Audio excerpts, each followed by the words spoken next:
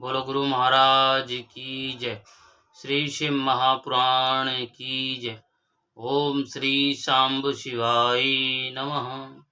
तो आप श्रवण कर रहे हैं श्री शिव महापुराण की कथा और रुद्र संहिता में पार्वती खंड। तो ब्रह्मा जी बोले कि उसके बाद तारकासुर से पीड़ित वे समस्त देवता मुझ प्रजापति को भली भांति प्रणाम कर परम भक्ति से स्तुति करने लगे। देवताओं की यथार्थ एवं हृदयग्राही सरस स्तुति सुनकर अत्यंत प्रसन्न होकर मैंने उन देवताओं से कहा, हे देवताओं, आप लोगों का स्वागत है। आप लोगों के अधिकार निर्विघ्न तो हैं। आप सब यहाँ किस निमित्त आए हैं, मुझसे कहिए। मेरी ये बात सुनकर तारकासुर से पीड़ित वे सभी देवता मुझे प्रणाम करके विनयी हो दीनता पूर्वक मुझसे कहने लगे। देवता बोले, हे लोकेश, आपके वरदान से अभिमान में भरे हुए तारकासुर ने हठ पूर्वक हम लोगों को अपने स्थानों से वंचित कर उन्हें बलपूर्वक स्वयं ग्रहण कर लिया है। हम लोगों के समक्ष जो दुख उपस्थित हुआ है, क्या आप उसे नहीं जानते हैं? हम लोग आपकी शरण में आए हैं, उस दुख का शीघ्र निवारण कीजिए। हम लोग जहां कहीं भी जाते हैं, वह सुर रात दिन हम लोगों को पीड़ित करता है। हम जहां भी भाग कर जाते हैं, वहां तारक को ही देखते हैं। हे सर्वेश्वर, हम लोगों के समक्ष तारकासुर से जैसा भय उपस्थित हो गया है, वह दुख सहा नहीं जा रहा है। हम लोग उसी पीड़ा से अत्यंत व्याकुल हैं। अग्नि, यम, वरुण, निरति, वायु एवं अन्य समस्त दिक्पाल उसके वश में हो गए हैं। सभी देवता अपने समस्त परिकरों सहित मनुष्य धर्मा हो गए हैं और उसकी सेवा करते हैं। वे किसी प्रकार भी स्वतंत्र नहीं है। इस प्रकार उससे पीड़ित होकर सभी देवता सदा उसके वशवर्ती हो गए हैं और उसकी इच्छा के अनुसार कार्य करते हैं तथा उसके अनुजीवी हो गए हैं। उस महाबली तारक ने जितनी भी सुंदर स्त्रियां हैं तथा अप्सराएं हैं, उन सबको ग्रहण कर लिया है। अब यज्ञ याग संपन्न नहीं होते, तपस्वी लोग तपस्या भी नहीं कर पाते, लोकों में दान धर्म आदि कुछ भी नहीं हो रहा है। उसका सेनापति दानव क्रोच अत्यंत पापी है। वह पता लोक में जाकर प्रजाओं को निरंतर पीड़ित करता है।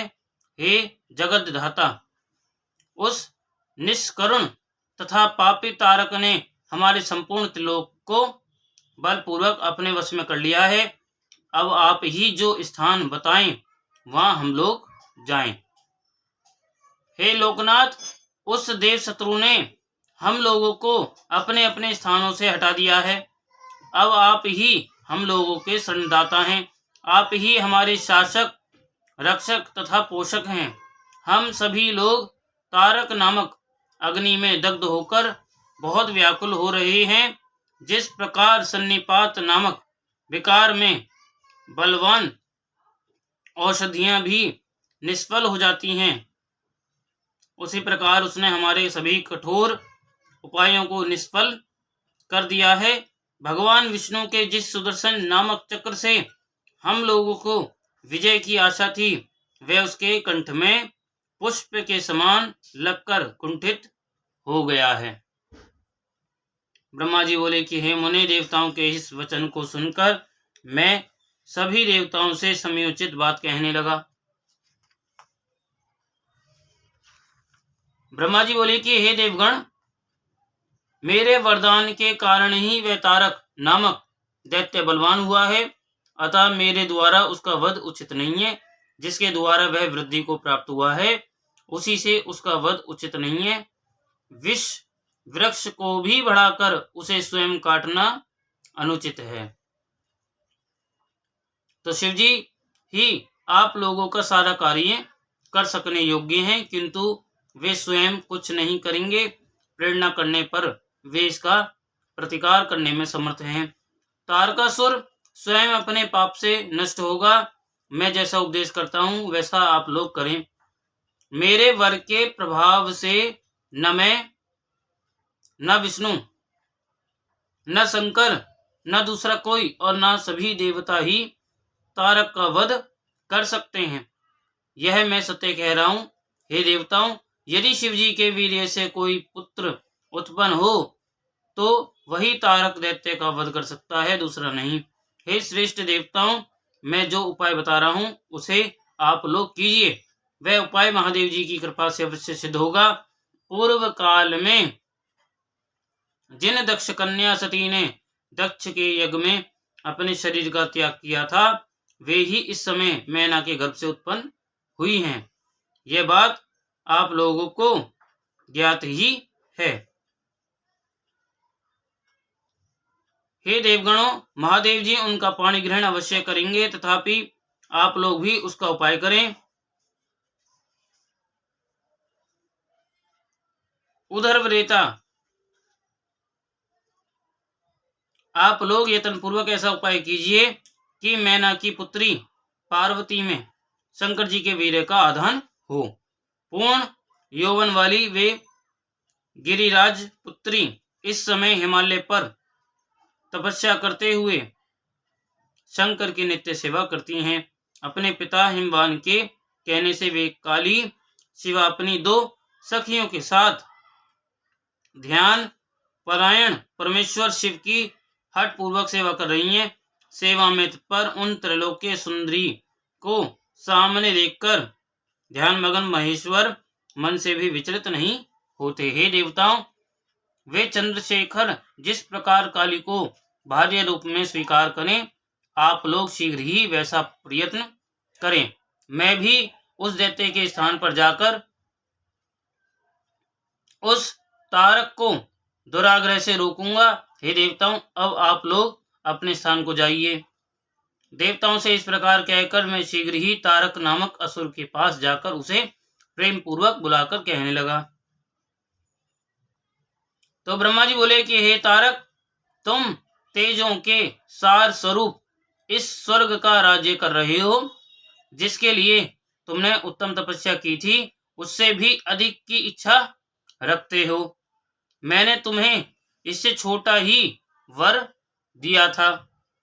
मैंने तुम्हें स्वर्ग का राज्य नहीं दिया था, इसलिए तुम स्वर्ग का राज्य छोड़कर पृथ्वी पर राज्य करो। हे असुर श्रेष्ठ, इसमें तुम किसी प्रकार विचार मत करो। वहां भी बहुत से देवताओं के योग्य कार्य हैं।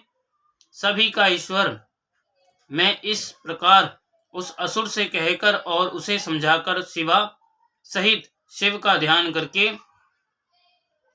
वहीं अंतर्ध्यान हो गया। उसके बाद तारक भी स्वर्ग को छोड़कर पृथ्वी पर आ गया और वह सोनित नामक नगर में रहकर राज्य करने लगा। सभी देवगण भी मेरा वचन सुनकर मुझे सादर प्रणाम करके समाहित चित्त हो इंद्र के साथ इंद्रपुरी को गए। वहां जाकर मिल करके आपस में विचार करके उन सब देवताओं ने इंद्र से प्रेम पूर्वक कहा। देवता बोले, हे इंद्र, जिस प्रकार भगवान शंकर सकाम होकर शिवा की अभिलाषा करें, ब्रह्मा जी के द्वारा बताया हुआ वह सारा ये प्रयत्न आपको करना चाहिए। तो ब्रह्मा जी बोले, इस प्रकार इंद्र से संपूर्ण वृत्तांत निवेदित करके वे देवता प्रसन्नता पूर्वक सब और अपने अपने स्थान को चले गए। तो ब्रह्मा जी बोले, उन देवताओं के चले जाने पर दुरात्मा तारकासुर से अत्यंत पीड़ित हुए इंद्र ने काम का स्मरण किया और उसी समय बसंत को साथ लेकर रतिपति त्रैलोक्य विजयी समर्थ कामदेव रति के साथ साभिमान वहां उपस्थित हुआ। हे तात, प्रणाम करके उनके समक्ष खड़ा होकर हाथ जोड़कर वह महामनस्वी काम इंद्र से कहने लगा। काम बोला, हे देवेश, आपको कौन सा कार्य आ पड़ा है? आपने किस कारण से मेरा स्मरण किया है, उसे शीघ्र ही कहिए। मैं उसे करने के लिए ही यहाँ उपस्थित हुआ हूँ। ब्रह्मा जी बोले कि उस काम के इस वचन को सुनकर बहुत अच्छा यह कहकर देवराज प्रेम पूर्वक यह कहने लगे। तो इंद्र बोले, मेरा जिस प्रकार का कार्य उपस्थित हुआ है उसको करने में तुम ही समर्थ हो। हे मकर ध्वज, तुम धन्य हो जो उसे करने के लिए उद्यत हो। मेरे प्रस्तुत वाक्य को सुनो, मैं तुम्हारे सामने कह रहा हूं। मेरा जो कार्य है वह तुम्हारा ही है, इसमें संदेह नहीं है। मेरे बहुत से महान मित्र हैं, किंतु यह काम तुम्हारे समान उत्तम मित्र कहीं भी नहीं है। हे तात, विजय प्राप्त करने के लिए मेरे पास दो उपाय ही हैं। एक वज्र और दूसरे तुम। जिसमें वज्र तो कदाचित निष्फल भी हो जाता है, किंतु तुम कभी निष्फल होने वाले नहीं हो। जिससे अपना हित हो उससे प्रिय और कौन हो सकता है। इसलिए तुम मेरे सर्वश्रेष्ठ मित्र हो। तुम अवश्य ही मेरा कार्य संपन्न कर सकते हो। समय अनुसार मेरे सामने असाध्य दुख उत्पन्न हो गया है, तुम्हारे अतिरिक्त कोई भी उसे दूर करने में समर्थ नहीं है। दुर्भिक्ष पड़ने पर दानी की, युद्ध स्थल में शूरवीर की, आपत्ति काल में मित्र की, असमर्थ होने पर स्त्रियों की तथा कुल की, नम्रता में तथा संकट के उपस्थित होने पर सत्य की और उत्तम स्नेह की परीक्षा परोक्ष काल में होती है, यह अन्यथा नहीं है। यह सत्य कहा गया है। मित्र, दूसरे के द्वारा दूर न की जा सकने वाली मेरी इस विपत्ति के आप पड़ने पर आज तुम्हारी परीक्षा होगी। सुख की प्राप्ति कराने वाला यह कार्य केवल मेरा ही नहीं है, अपितु यह सभी देवता आदि का कार्य है, इसमें संदेह नहीं है। ब्रह्मा जी बोले, इस प्रकार इंद्र के इस वचन को सुनकर कामदेव मुस्कुराते हुए प्रेम युक्त वचन कहने लगा। काम बोला, हे देवराज, आप इस प्रकार की बातें क्यों कह रहे हैं? मैं आपको उत्तर नहीं दे सकता। बनावटी मित्र ही लोक में देखे जाते हैं, वास्तविक उपकारी के विषय में कुछ कहा नहीं जाता है। जो संकट में बहुत बातें करता है वह क्या कार्य करेगा? फिर भी हे महाराज, हे प्रभु, मैं कुछ कह रहा हूं, उसे आप सुने। हे मित्र, जो आपका पद छीनने के लिए कठोर तपस्या कर रहा है, मैं आपके उस शत्रु को तप से सर्वथा दूर कर दूंगा। चाहे वह देवता, ऋषि एवं दानव आदि कोई हो, उसे क्षण भर में सुंदर स्त्री के कटाक्ष से भ्रष्ट कर दूंगा। फिर मनुष्यों की तो मेरे सामने कोई गणना ही नहीं है। आपके वज्र और अन्य बहुत से शस्त्र दूर ही रहें। मेरे जैसे मित्र के रहते वे आपका क्या कार्य कर सकते हैं? मैं ब्रह्मा तथा विष्णु को भी विचलित कर सकता हूं। अधिक क्या कहूं, मैं शंकर को भी भ्रष्ट कर सकता हूं। औरों की तो गणना ही नहीं है। मेरे पास 5 ही कोमल बाण हैं, वे भी पुष्प निर्मित हैं। 3 प्रकार वाला मेरा धनुष भी पुष्पमय है, उसकी डोरी भ्रमरों से युक्त है। मेरा बल सुंदर स्त्री है तथा वसंत मेरा सचिव कहा गया है। तो हे देव, इस प्रकार मैं पंचबल 5 बलों वाला हूं। चंद्रमा मेरा मित्र है, श्रृंगार मेरा सेनापति है और हाव भाव मेरे सैनिक हैं। इंद्र, ये सभी मेरे उपकरण मृदु हैं और मैं भी उसी प्रकार का हूं। जिससे जो कार्य पूर्ण हो, बुद्धिमान व्यक्ति को चाहिए कि उसको उसी कार्य में नियुक्त करे। अतः हे इंद्र, मेरे योग्य जो भी कार्य हो उसमें आप मुझे नियुक्त कीजिए। ब्रह्मा जी बोले कि नारद, इस प्रकार उसके वचन को सुनकर इंद्र अत्यंत प्रसन्न हो उठे और वाणी से सत्कार करते हुए वे स्त्रियों को सुख देने वाले काम से कहने लगे। शक्र बोले, हे तात, हे कामदेव, मैंने जो कार्य अपने मन में सोचा है उसे करने में केवल तुम ही समर्थ हो, वह कार्य दूसरे से होने वाला नहीं है। हे काम, हे मित्र, हे मनोभव, जिस कार्य के लिए आज तुम्हारी आवश्यकता हुई है उसे मैं यथार्थ रूप से कह रहा हूं, तुम उसे सुनो। इस समय तारक नामक महादैत्य ब्रह्मा से अद्भुत वरदान पाकर अजय हो गया है और सभी को पीड़ा पहुंचा रहा है। वह सारे संसार को पीड़ा दे रहा है, उसके कारण सभी धर्म भी नष्ट हो गए हैं। सभी देवता तथा ऋषिगण दुखित हैं। देवताओं ने अपने बल के अनुसार उससे युद्ध भी किया, किंतु सभी के शस्त्र उसके सामने व्यर्थ हो गए। वरुण का पास टूट गया, विष्णु के द्वारा उसके कंठ पर प्रहार किया गया, किंतु उनका भय सुदर्शन चक्र भी कुंठित हो गया। और ब्रह्मा जी ने दुरात्मा दैत्य की मृत्यु का निर्धारण महायोगीश्वर शिव के वीर्य से उत्पन्न हुए पुत्र के द्वारा किया है। अब तुम्हें प्रयत्न पूर्वक इस कार्य को अच्छी तरह करना चाहिए। हे मित्र, इस कार्य से देवताओं को महान सुख होगा, अतः तुम हृदय में मित्र धर्म का स्मरण करके मेरे लिए भी हितकर तथा सभी लोगों को सुख देने वाले इस कार्य को इसी समय संपन्न करो। वे परमेश्वर प्रभु कामना से परे हैं। वे शंभु इस समय हिमालय पर्वत पर परम तप कर रहे हैं। मैंने ऐसा सुना है कि उनके समीप ही पार्वती अपने पिता से आज्ञा लेकर अपनी सखियों के साथ उन्हें प्रसन्न कर अपना पति बनाने के उद्देश्य से सेवा परायण रहती हैं। हे काम, इस प्रकार का उपाय करना चाहिए जिससे कि चित्त को वश में रखने वाले शिव जी की अभिरुचि पार्वती में हो जाए। ऐसा करके तुम कृतकृत्य हो जाओगे और सारा दुख नष्ट हो जाएगा। तुम्हारी कीर्ति भी संसार में चिरस्थायी हो जाएगी, इसमें संदेह नहीं है। तो ब्रह्मा जी बोले कि इंद्र के इस प्रकार कहने पर कामदेव का मुख कमल खिल उठा और उसने प्रेम पूर्वक इंद्र से कहा, मैं आपका यह कार्य निस्संदेह करूंगा। तो शिव की माया से मोहित काम ने उनके वचन को ओम ऐसा कहकर शीघ्रता पूर्वक स्वीकार कर लिया। तत्पश्चात जहाँ साक्षात योगीश्वर शंकर कठोर तप कर रहे थे, वहां प्रसन्नचित होकर अपनी पत्नी तथा वसंत को साथ लेकर काम पहुंच गया। ब्रह्मा जी बोले कि शिव जी की माया से मोहित होकर वह महाअभिमानी तथा मोह उत्पन्न करने वाला काम शिव जी के समीप जाकर वसंत ऋतु के गुण धर्म को फैलाता हुआ वहां स्थित हो गया। हे मुनिवर, वसंत का जो प्रभाव है वह महेश के तप स्थान औषधि शिखर पर सभी और फैल गया।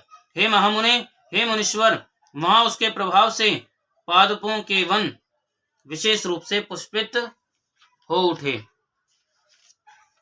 अशोक की वाटिकाओं में सहकारों के कामोद्दीपक तथा सुगंधित पुष्प विराजने लगे।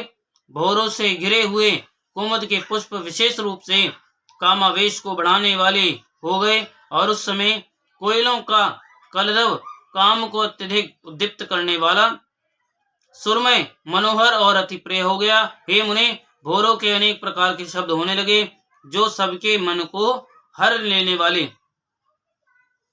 तथा काम वासना को उत्तेजित करने वाले थे। चंद्रमा की मनोहर ज्योतिष्णा चारों ओर फैल गई। वह कामियों तथा कामनियों की दूती के समान हो गई। वह मानी जनों को रति आदि के लिए प्रेरित तथा रति काल को और भी उद्दीप्त करने वाली थी। हे साधो, उस समय विरही जन के लिए अप्रिय सुखकारी वायु चलने लगी और इस प्रकार कामावेश को बढ़ाने वाला वह वसंत का विस्तार वहां वन में रहने वाले मुनियों के लिए भी अत्यंत असहाय हो गया। हे मुने, उस समय जड़ पदार्थों में भी जब काम का संचार होने लगा, तब सचेतन प्राणियों की कथा का किस प्रकार वर्णन किया जाए।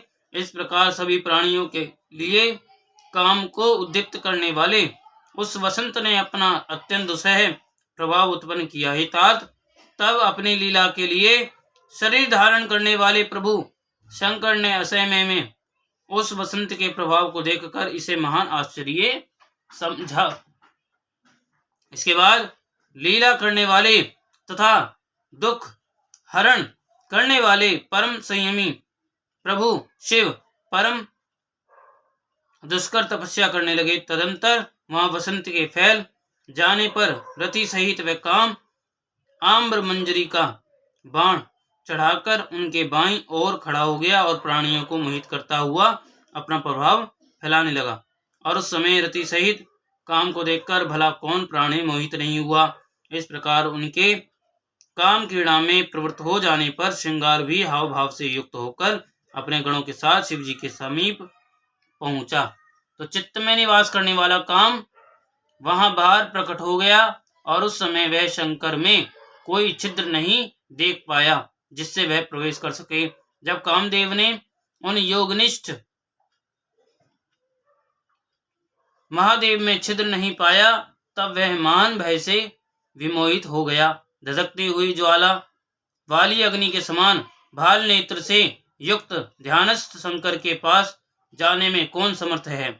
और उसी समय पार्वती भी दो सखियों के साथ अनेक प्रकार के पुष्प लेकर शिव जी की पूजा करने के लिए वहां पहुंच गईं। और लोग पृथ्वी पर जिस जिस प्रकार के महान सौंदर्य का वर्णन करते हैं, वह सब तथा उससे भी अधिक सौंदर्य उन पार्वती जी में है। उन्होंने ऋतुकालीन सुंदर पुष्पों को धारण किया था। उनकी सुंदरता का वर्णन सैकड़ों वर्षों में भी कैसे किया जा सकता है। जिस समय वे पार्वती शिव जी के समीप पहुंची, उस समय शिव जी क्षण भर के लिए ध्यान त्याग कर अवस्थित हो गए। उस छिद्र को पाकर काम ने पहले अपने हर्षण नामक बाण से समीपस्थ शंकर को हर्षित कर दिया। हे मुने, उस समय पार्वती भी श्रृंगार एवं भावों से युक्त होकर मल्यनील के साथ मानव काम की सहायता करने के लिए शिव के सन्निकट गई हुई हूं। और उसी समय कामदेव ने शूलधारी शिव को पार्वती में रुचि उत्पन्न करने के लिए अपना धनुष खींचकर शीघ्र ही बड़ी सावधानी से उन पर पुष्प बाण छोड़ा। और जिस प्रकार पार्वती नित्य निरंतर शिव जी के पास आती थी, उसी प्रकार आकर उन्हें प्रणाम करके उनके पूजा कर वे उनके सामने खड़ी हो गईं। उस समय प्रभु शंकर ने स्त्री स्वभाववश लज्जा के कारण अपने अंगों को ढकती हुई उन पार्वती को वहां देखा। हे मुने, पूर्व समय में पार्वती को ब्रह्मा के द्वारा दिए गए वरदान का भलीभांति स्मरण करके प्रभु शिव जी भी प्रसन्नता पूर्वक उनके अंगों का वर्णन करने लगे। शिव जी बोले, यह मुख है, यह चंद्रमा, ये नेत्र हैं अथवा दो कमल, और ये दोनों भ्रकुटी हैं, यह महात्मा कामदेव के धनुष, यह अधर है अथवा बिंबफल, यह नासिका है, यह तोते की चोंच है, यह स्वर है, यह कोकिल की मनोहर कूक है, और यह मध्य भाग है या वेदी है।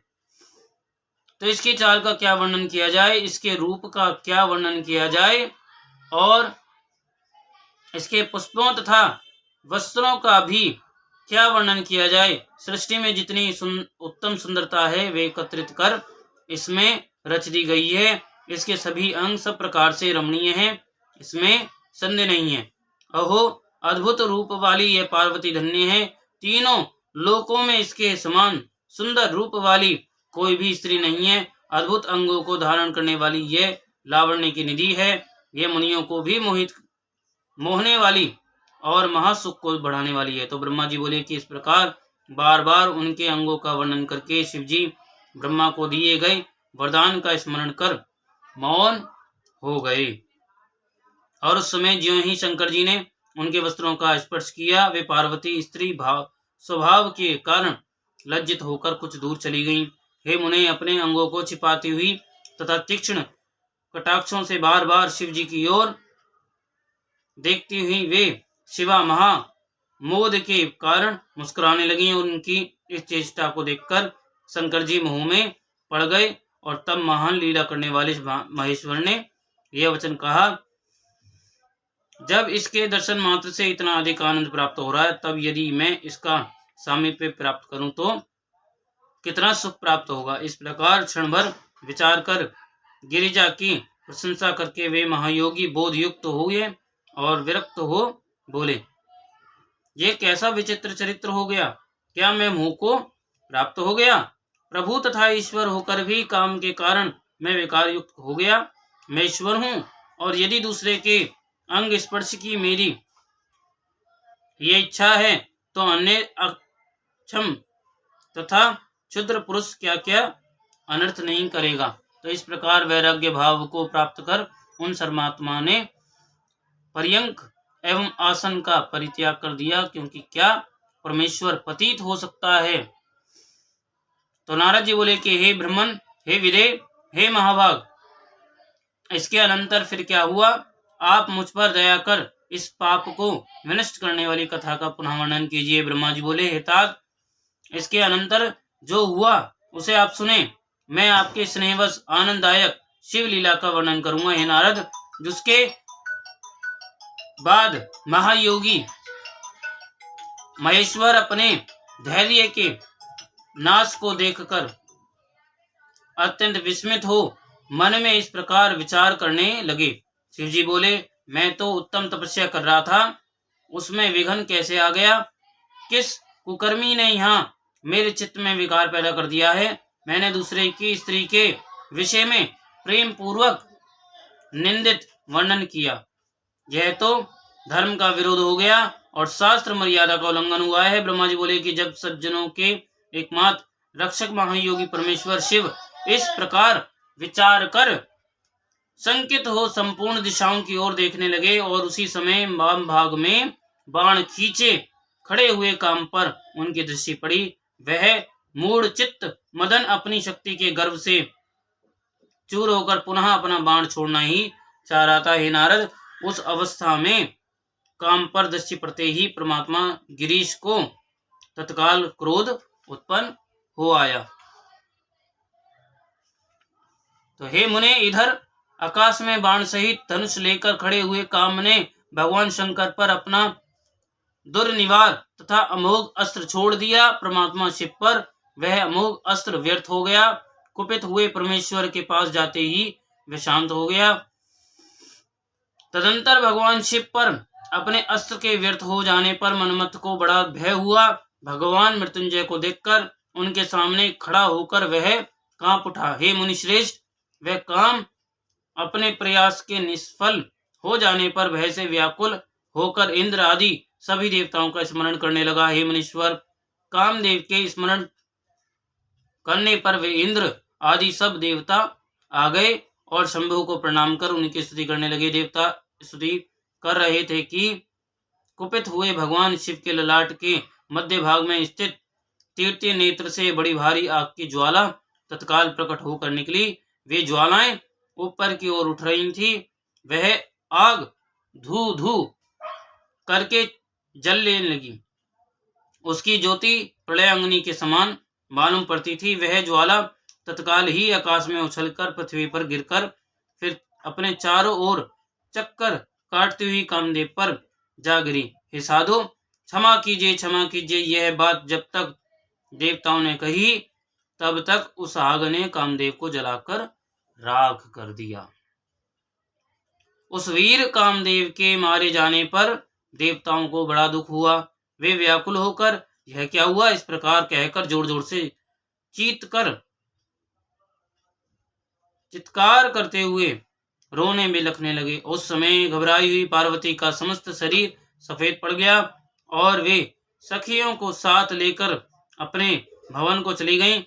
कामदेव के जल जाने पर रति वहां क्षण भर के लिए अचेत हो गई और पति के मृत्यु जनित दुख से वह मरी हुई की भांति पड़ी रही। थोड़ी देर में चेतना आने पर अत्यंत व्याकुल होकर वह रति उस समय तरह तरह की बातें कहती हुई विलाप करने लगी। रति बोली, मैं क्या करूं, कहाँ जाऊं? देवताओं ने यह क्या किया? मेरे उद्यत स्वामी को बुलाकर उन्होंने नष्ट करा दिया। हाय हाय, हे नाथ, हे समर, हे स्वामिन, हे प्राण प्रिय, हे सुखप्रद, हे प्रिय, हे प्रिय, यह यहाँ क्या हो गया? तो ब्रह्मा जी बोले, इस प्रकार रोती बिलखती और अनेक प्रकार की बातें कहती हुई वे हाथ पैर पटककर सिर के बालों को नोचने लगी। हे नारद, उस समय उसका विलाप सुनकर वहां रहने वाले समस्त वनवासी तथा सभी स्थावर प्राणी भी दुखी हो गए और उसी बीच इंद्र आदि समस्त देवता महेश्वर का स्मरण करते हुए रति को आश्वस्त करके उससे कहने लगे। देवता बोले, थोड़ा सा भस्म लेकर उसे यत्न पूर्वक रखो और वह छोड़ दो। वे स्वामी महादेव जी कामदेव को जीवित कर देंगे और तुम पति को पुनः प्राप्त कर लोगी। कोई ना सुख देने वाला है, ना कोई दुख ही देने वाला है। सब लोग अपने करने का फल भोगते हैं। तुम देवताओं को दोष देकर व्यर्थ ही शोक करती हो। ब्रह्मा जी बोले, इस प्रकार रति को समझा बुझाकर सब देवता भगवान शिव के समीप आए और उन्हें भक्ति से प्रसन्न करके यह वचन कहने लगे। देवता बोले, हे भगवान, हे प्रभु, हे महेशान, हे शरणागत वत्सल, आप कृपा करके हमारे इस शुभ वचन को सुनिए। शंकर, आप कामदेव के कृत्य पर भलीभांति अत्यंत प्रसन्नता पूर्वक विचार कीजिए। हे महेश्वर, काम ने जो यह कार्य किया है इसमें उसका कोई दोष नहीं है, कोई स्वार्थ नहीं था। हे विभो, दुष्ट तारकासुर से पीड़ित हुए सब देवताओं ने मिलकर उससे यह कार्य कराया। हे नाथ, हे शंकर, इसे आप अन्यथा न समझे।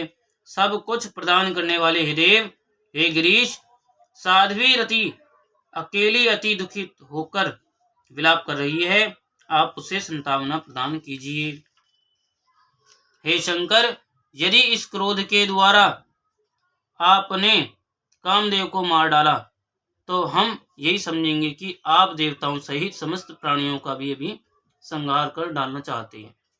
अब उस रति का दुख देखकर देवता निष्प्रया हो गए, इसलिए आपको रति का शोक दूर कर देना चाहिए।